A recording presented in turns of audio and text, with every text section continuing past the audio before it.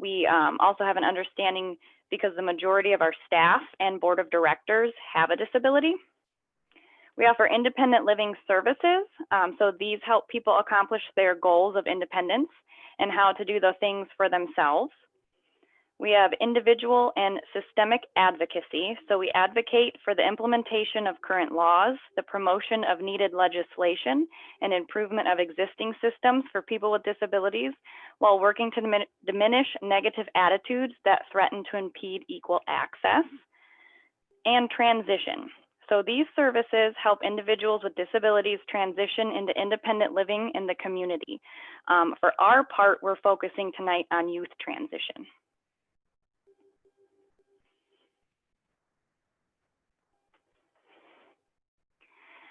So here are all of RAMP's programs. The 5 core services run consistently through each of the programs. And I'm going to switch my little window here. I can't read what this word is. And the services that RAMP provides. These programs include youth education and advocacy, our youth services, our education programs, the I Belong, Ignite, and TNT program, along with the transition services that Macy and I will be talking about tonight. Our pre-employment youth services, employment services, which include youth and adult, our traumatic brain injury program, personal assistance program, community reintegration program, deaf and hard of hearing services, RAMP building program, accessibility audits, and transportation training. So again, RAMP offers, runs the whole gamut of services. So if ever you're in need or if ever you have questions about anything, just feel free to call us, even if it's not about these 2 programs we're talking about tonight. All right, so I'm going to talk a little bit about where Deanna and I's programs fall under in RAMP. So RAMP has our employment services department. So all employment services are geared towards community-based integrated employment. We offer peer support and mentoring. These are significant aspects of the services that participants receive from our employment services. RAMP will provide the following services: benefits counseling, job readiness, job development, and case management. And that all of those topics can be covered throughout our different employment services. So we have 4 employment services that we offer. We have our vocational rehabilitation, which is also known as our VR program. So our VR program is for any individual, any age, who has a disability, who would like to go to work. So they might already have a job, they might want to transition to a new job, they might be out of the workforce for a while, they might just be getting back into it. So whatever the situation is, they can come to our offices and we will help them get those job skills back up and running and then help them find employment. Our Ticket to Work program, so that is for individuals who receive Social Security and who want to go back to work while receiving their Social Security. So we have our Ticket to Work coordinator who is in charge of working with those individuals. And then tonight, Deanna will be talking a lot about Fast Track, and I will be talking about our Project Search Employment Services programs.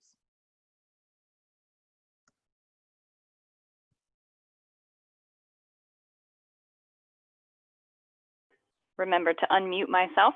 Fast Track Transition Services. You can click on over, Macy. So eligibility is pretty simple. A transition age student is considered 14 to 21. So that is transition age. So that is when they're eligible to receive transition services. A student has to be enrolled in an education program. This can include if they're still in 8th grade, but they've turned 14. It can also include continuing education if they've graduated, if they're taking additional vocational years in high school, or if they've moved on and enrolled in post-secondary in a college program or training program. As long as they're enrolled in an education program, they're eligible. They have to have a documented disability. So documentation for disability is commonly in the form of an IEP or a 504 plan that we obtain from parents or the school.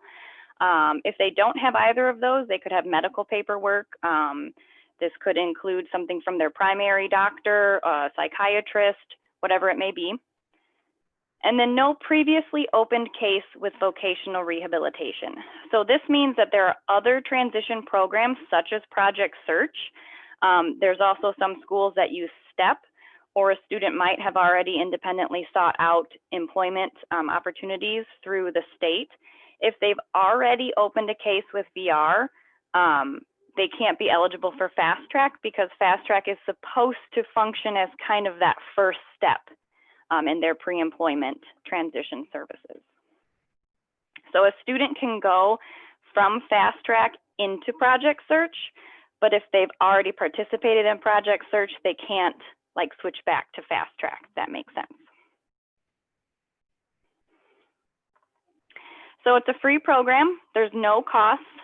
It is covered by vocational rehabilitation. They reimburse RAMP for our services. So every student is authorized by a VR counselor, and we bill and receive payment for that so that there's no cost to the student, there's no cost to the school, it's completely free. This is a snapshot of the 5 units that we cover in Fast Track. It's kind of our framework, but again, as a SIL, we function on what the student, what their goals are. So we go through these 5 units, but the student's going to decide what they're motivated to learn more about. So again, this is kind of our framework. We try to encourage them to pick some of these topics if they have no idea or they don't really know where to start. So some of the things that we commonly work on for self-advocacy is disability awareness, reviewing the laws of IDEA and the ADA, so going over their student rights and their rights as an employee with a disability. We like to review their IEP. As some of you might know, the more a student is involved in their own IEP process, the more beneficial it's going to be and the more complete it's going to be because it's all about them. We talk about disclosing disability at work and that process. Job exploration is a pretty simple, pretty basic. It's what it says. We're going to explore jobs that they're interested in. So we can do career inventory activities. We create career profiles. If they already have a job of interest, we look more into that. If they have no idea, we try to narrow down that and see what field they might be interested in. We can explore jobs that they can work while they're still in school, or it could be jobs that they want to like aim for maybe after college, their 5-year plan, 10 years down the road, whatever it is they're motivated for. Workplace readiness is basically the application process. So navigating those waters, practicing filling out applications, building an actual usable resume and a cover letter, practicing interviewing skills. And then this unit also includes independent living skills. So if there's anything that the student wants to work on that falls within that category, it could be peer relationships, it could be hygiene, it could be figuring out, like cooking, grocery shopping, budgeting, money skills, whatever it is that they might think they need some support with as far as independent living goes. Our work-based learning unit usually includes one of the following. We try to get them a community-based experience, that hands-on job experience, either through a job shadow, volunteering, maybe finding an internship or touring a facility. Maybe there's a job fair going on that we connect them with, or oftentimes we conduct mock interviews, which means that generally another employee from RAMP or maybe someone at the school that we know will act as the person interviewing the student, and they go in, as if it's an actual job interview. However, right now, obviously, we're not doing anything in the community because not much is in person. But we have had luck finding virtual options for these. We've done mock interviews over the phone or through video chat. A lot of places have hosted online job fairs. There's, plenty of videos out there about different jobs and opportunities for that. So right now we're still working on those kind of online options, but ideally when we're outside of this world of COVID, we like to get that in-person, hands-on experience for the student. And then post-secondary education counseling is pretty much anything that they have an interest in after high school. So we talk about the differences between high school and college, how there's a little bit more responsibility that falls on them once they turn 18 and graduate. We go over FAFSA and financial aid. FAFSA is especially important right now for high school seniors, as it has become required for graduation. They have to either apply for FAFSA to graduate or they have to opt out. So we can help facilitate that. We connect them or show them how to connect to disability support services if they are interested in attending a college. And then we discuss any future VR referrals. So those employment programs that Macy touched on at the beginning for our adult employment, we can help make that connection. And again, or maybe not again, I don't know if I mentioned this. These are 5 units, but a student doesn't have to complete all of them. Again, it's based on their goals. Generally, when we do the paperwork at the beginning, we encourage them to mark that they're interested in all of them so they get approvals for all of the services. But if they don't want to do something, they don't have to. If they really just want to focus, on workplace readiness, that's fine. It's a really flexible curriculum. So these are just some quotes. I'll kind of talk at you guys a little bit more here, and if you want to read through them, that's great. These are a couple of our students that before COVID were able to complete job shadows at the Mercy Hospital in Rockford. So they were going over preparing rooms, and they got to actually, I think they spent 2 hours with staff kind of going through a couple different of their hospitality type of tasks. So Fast Track, again, is really nice because it can take place in any number of ways. It's really flexible, which has been nice during COVID. Right now, we are meeting virtually in whatever platform works for a student. If they don't like video chatting, we can talk on the phone. If that's not working, maybe it's just through email. We try to reach them whatever's easier for them. We do try to contain that within a time that works during the school day, which is a little bit trickier right now, actually, because everyone's trying to do so much e-learning. Normally, our Fast Track specialists go into the school and meet with the student during like a study hall or an elective period that doesn't interfere with their academic work. And they work at that time. Because we're not going into the schools right now, we're trying to do a similar thing during the day while they're e-learning and we're not interrupting live classroom time. We are playing around with the idea of trying to get together a peer group time like after school hours. So there's another SIL that has had success with finding a group of students who are all interested in Fast Track, and they are meeting at the same time at like an early evening hour. And so it's not only an opportunity for them to work on these transition skills, but it's also a time for them to, have that kind of interaction. It's a little bit of a reprieve for parents, because they're meeting like maybe a time when you're cooking dinner or trying to catch your breath or something like that.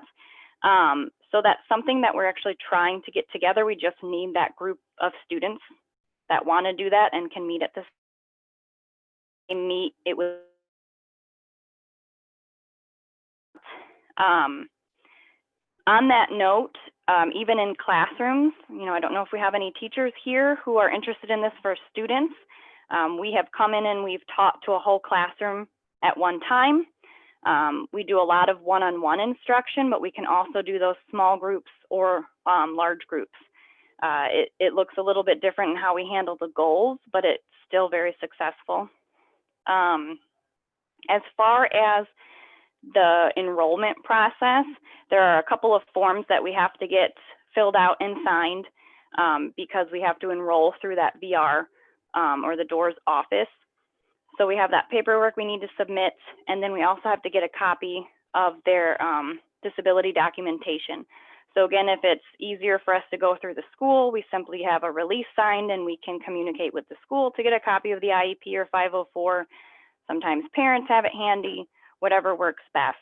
So that's just the thing, that if a student is interested in this, teacher, a parent, they themselves can reach out to me and we can start that process. Whew, man, I really cruise through that quickly sometimes and I don't remember if I've said everything. So I think I covered it all. And again, we are going to do questions at the end. And then if I think of anything that I forgot to mention, I will try to bring it up at that time. So now I think I'm going to kick it over to you, Macy. All right, so I need to stop sharing my screen really quick and then reshare so I can hit the sound button because I want to start off with a video.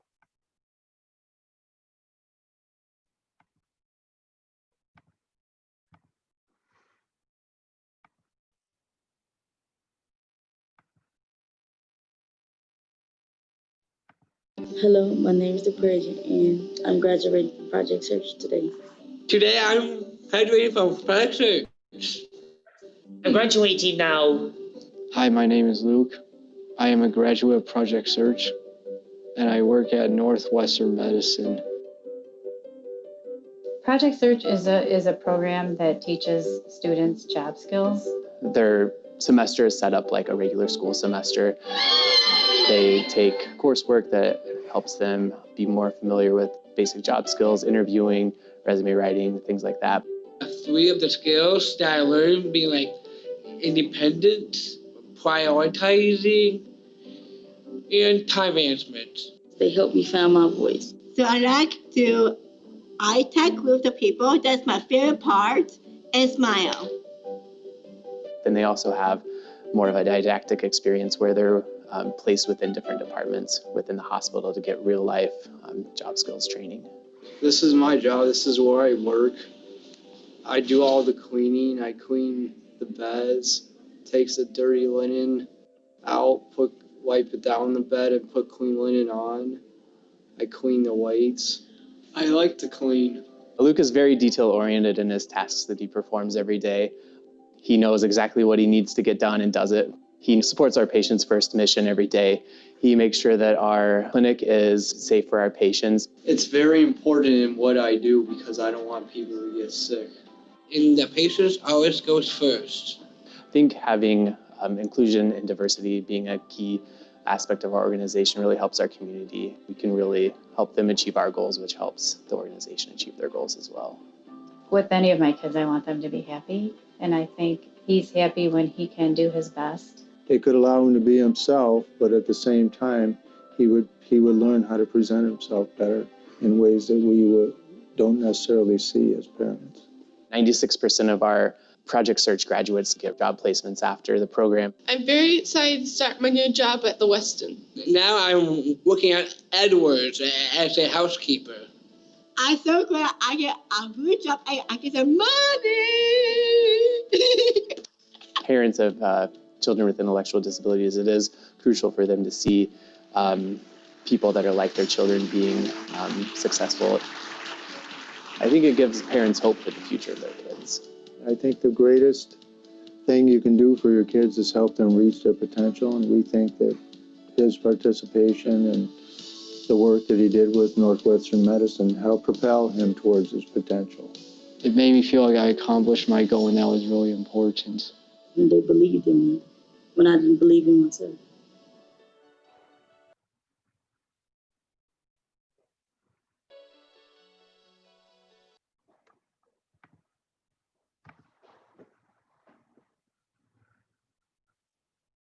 All right, so that was a video about our Project Search program with our Northwestern partner. They have a few other sites, so that was about the CDH and Delnor site. So I'm going to go ahead and share my screen back to the PowerPoint now.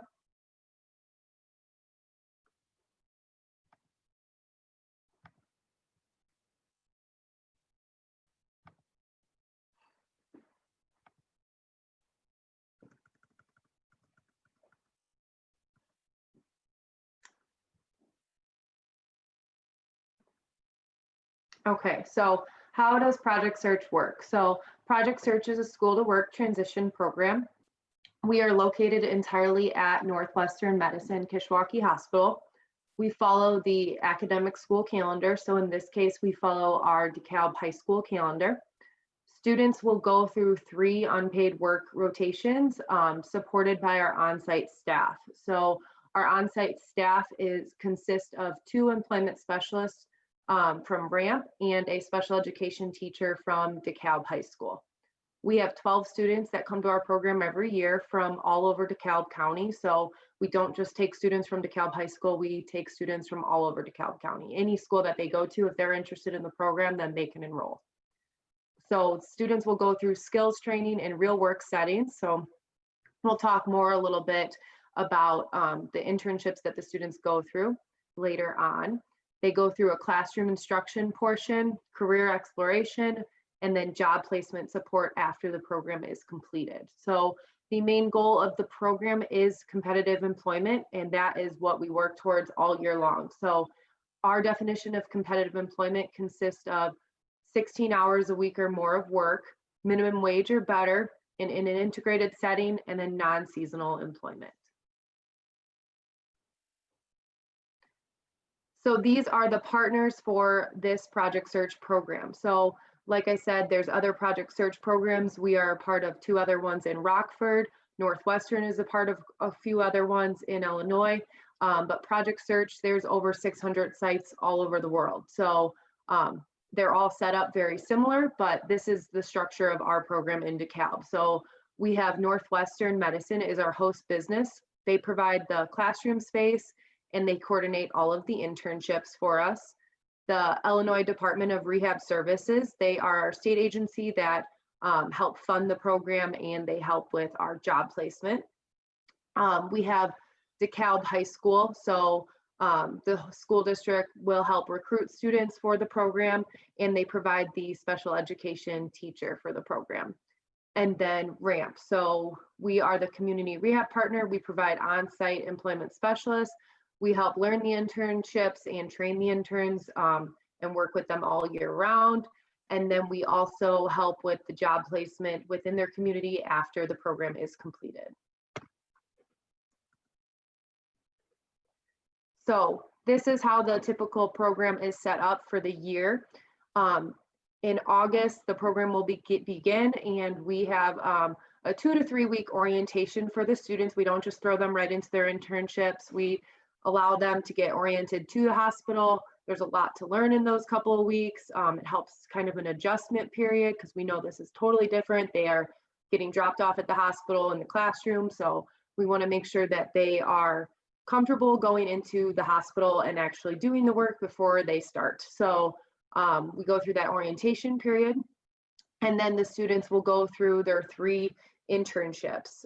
Each of them are 10 weeks long. And in between that, we have a transition week. So that transition week is for the students to interview for their new department because we treat this exactly like it would be a job. So they have to interview for all of the departments they go to. They work on their resumes, their job skills. We do other mock interview practices during those weeks. So those are just classroom-based weeks.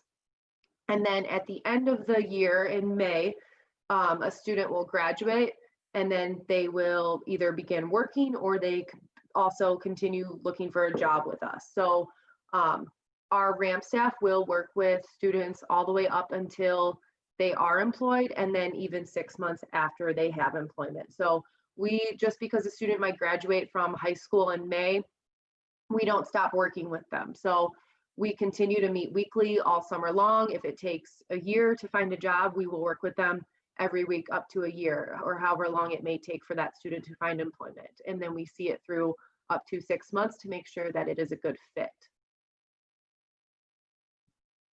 So the typical schedule. So I will say right now with COVID, this looks a little bit different, but normally this is what the schedule would look like.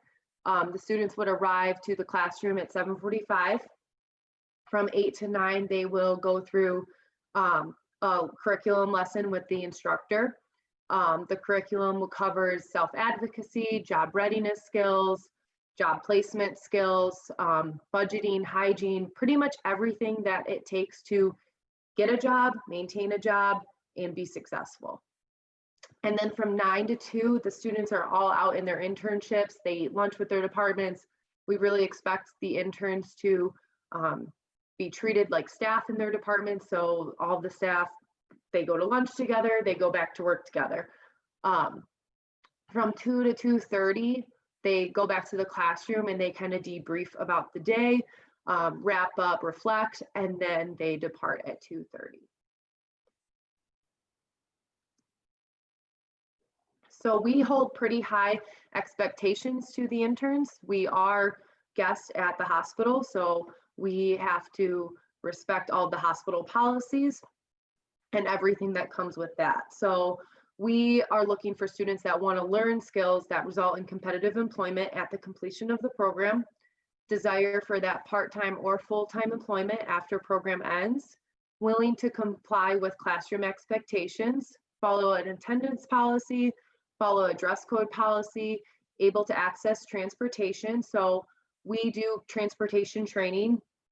We understand that in DeKalb County, public transportation is a little bit more scarce. So we work with each student one-on-one and figure out how we are going to do transportation once they find employment. So we will go into their community and help them train on whatever public transportation is in their community.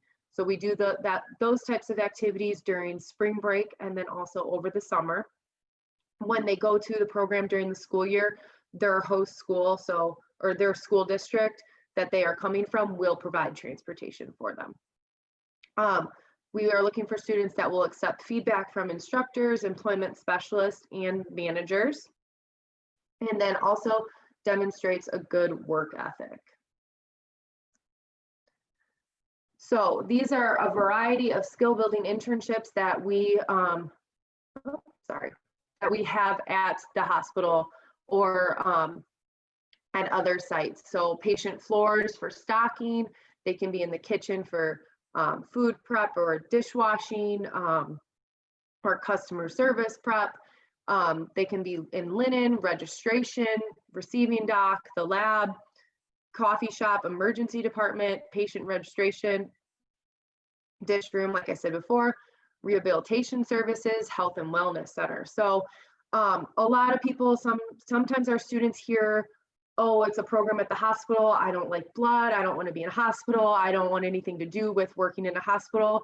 And that's okay, because you don't have to do anything that has to do with the medical field to be in our program. So you could work at the coffee shop, you could work in the health and wellness center and work in the linen department, and you would have very little to do with actually working in the hospital setting. So other students enjoy the healthcare setting and they would rather work in like the emergency department and the patient floors and things like that. So there is a wide variety. So we don't ever want a student to not apply for the program because they are intimidated by the hospital setting, because we can create all three internships to meet their needs of not wanting to do anything with the hospital.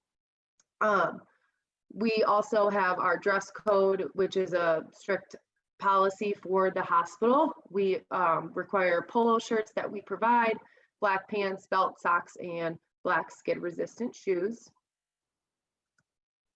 So here's a couple examples of more in depth about internships. So in the receiving dock, for example, students could be unloading shipment from trucks, checking boxes for purchase orders and direct shipment numbers, compare item numbers and quantity of items in boxes with the packing slips, make deliveries around the hospital. So this is a great internship for students that want to work in grocery stores or warehouses, because these skills can directly transfer over to any of those stocking and supply warehouses.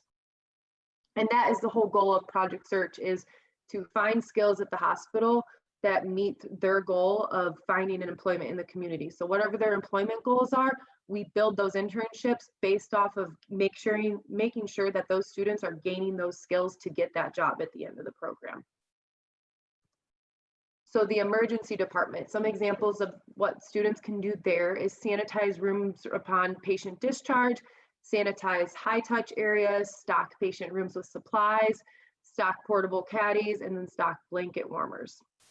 we found that a lot of students that work in these type of settings in their internships, they will go find employment in like nursing homes. There's a lot of similar departments and areas in a nursing home that you could work in. That's just one example, because you're getting used to cleaning patient rooms and working with patients and such. So that is a example for that. So our eligibility guidelines. So again, like Deanna's program, this program is free for students. So students are still affiliated with a school district, so it is no charge for them. So students, what we're looking for is students in their last year of education. So we will take students anywhere from 18 to 21. And when I say last year of education, they are just agreeing that when they come to Project Search, even if they're 18 or 20, that they are not going back to school after that, because we will help them find a job, and that is the goal of the program. So they won't need to go back to school. We are looking for appropriate hygiene, social and communication skills, ability to take direction and change behaviors. Like I said before, school districts will provide initial transportation, but they have to be willing to be trained to access public transportation, because we know how key that is for helping them find a job too. We want to make sure that they are independent as possible when they leave Project Search. Successfully complete background checks, health screening, immunizations, TB testing, and seasonal flu vaccine. Those are all requirements that the hospital requires for all of their staff and employees. And like I said, we treat all of our interns just like staff and employees, so they have to follow all those protocols. Strong family support, and then a desire and motivation to work. So our application process. Our application process kind of begins now for the following school year. So how that looks is our students will complete an application, and the students or interns, we call them both, can be invited to an assessment day and a family interview. The selection process is intense and competitive because we want to make sure that students are coming to the program who want to be there and are ready to be there. So we don't want that to intimidate anyone, because we always say, come and apply. If you're ever on the fence, you can always reapply in the future. If you realize it's not for you that year, but you want to apply again, it's always good to get that practice and at least apply if you are considering it, to see the process through. So at our assessment day, we have sample workstations that showcase various internship tasks. The stations will test applicants' ability to listen to direction, communication skills, and fine and gross motor skills. These workstations are usually how we typically, in the past, we've had it set up in a big room and they go station to station. Obviously with COVID, we are doing everything virtual this year. So last year we also completed our assessment virtually due to COVID. So we were able to do all these skills kind of one-on-one with an interview with the students. So just because everything's virtual, we are still able to complete this skills assessment day. So staff from each of our partners are involved in scoring each student at the given station. Scores are based from a 1 to 5 scale. And we are typically looking for an average overall rating of 3. So we say that a 5, maybe that those students don't need this program because they could probably find employment without those extra pieces of support to get them there. Our 1s and 2s, maybe they could use another year of school before they come to Project Search. The 3s are the ones that we're really looking for. We're looking for students who have that room to grow, they want to grow, and but they are also ready to find a job. So here are kind of our important dates for the year. If we have any teachers on here or anyone in the education field, we are having a Project Search teacher information session on December 15th. We are having a student and family information night that will just go into even more detail about Project Search. You'll be able to hear directly from the on-site team at that night. That is January 15th. And then our application dates. So student applications are due on March 12th. Our skills assessment day is April 8th. And then we have our interns selected by April 16th. And our applications will be available after December 15th. So if you are interested in any of these events or getting an application, my email is at the very last slide. That will leave it up there for you guys. And you can email me and ask for links. All of these events are virtual, so you can ask for links or ask for the application, more information, anything like that.